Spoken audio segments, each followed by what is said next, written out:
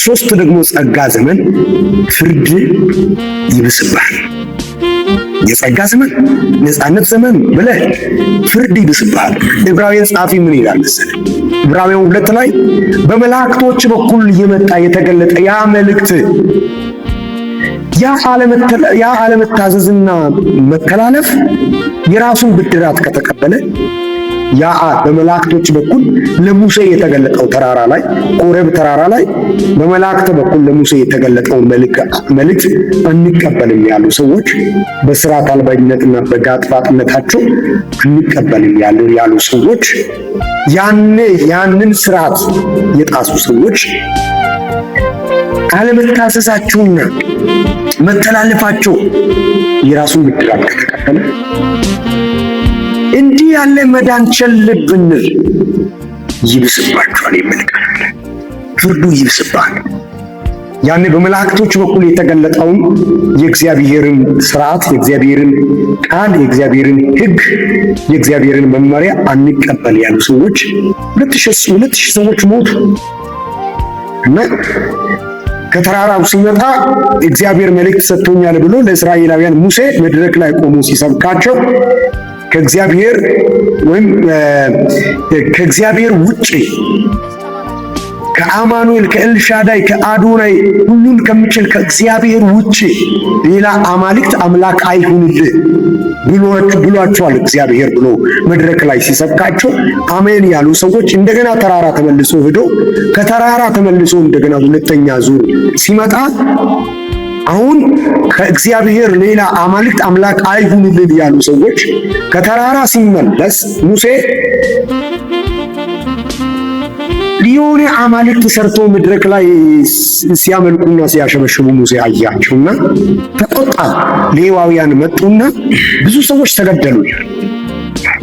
ያ ለሙሴ የተገለጠው በመላእክቶች በኩል የተገለጠው ያ መተላለፍና ለመታዘዝ የራሱን ብድራት በቦታው ከተቀበለ ሌዋውያን እርምጃው በቦታው ከወሰዱ ሙሴ ራሱ እርምጃ በቦታው ከወሰደ እንዲህ ያለ መዳን ኢየሱስ ክርስቶስ ጸጋና እውነትን ተሞልቶ በእኛ ውስጥ አደረ ብሎ ሲናገር ሰዎችን ሁሉ የሚያድን ጸጋ በእኛ ውስጥ ተገልጦ እያለ ዓለምን ሁሉ የሚያድን ጸጋ ይዘን በስርዓት አልባኝነትና በጋጠዋጣኝነት ምንሄድ ከሆንን ፍርዱ የሚብስ ነው፣ የሚበልጥ ይሆናል።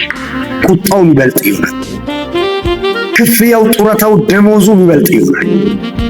ያኔ የሙሴን መልእክት በመላእክቶች በኩል የተገለጠውን የሙሴን መልእክት የናቁ ሰዎች ሞቱ፣ ተገደሉ በሌዋውያን። የእግዚአብሔር ቁጣ ወረደባቸው። አሁንም የሚተላለፉ ሰዎች አሁንም አዲስ ኪዳን ጸጋ ዘመንም መተላለፍና አለመታዘዝ የራሱን ብድራት ይቀበላል። መተላለፍና አለመታዘዝ በቤተ ክርስቲያን ውስጥ ካለ መተላለፍና አለመታዘዝ የተጠቁ አገልጋዮች የተጠቁ ሰዎች ብድራታቸውን መቀበሉ አይቀርም፣ ይብስባቸዋል ብሏል መጽሐፍ ቅዱስ። እውነት ነው፣ አይቀርም እና በጣም ባለመታዘዝ የተጠቁ ሰዎች፣ በጣም በእንብተኝነት የተጠቁ ሰዎች፣ ጸጋ ዘመን ነው ብሎ እንደፈለጉ የሚሆኑ ሰዎች ብድራታቸውን ይቀበላሉ። ለሰውም ለእግዚአብሔር የማይታዘዙ በውስጣቸው ላይ ላለ ጸጋ ራሱ አይታዘዙ። እነዚህ ሰዎች ለጸጋም እየታዘዙ አይደለም።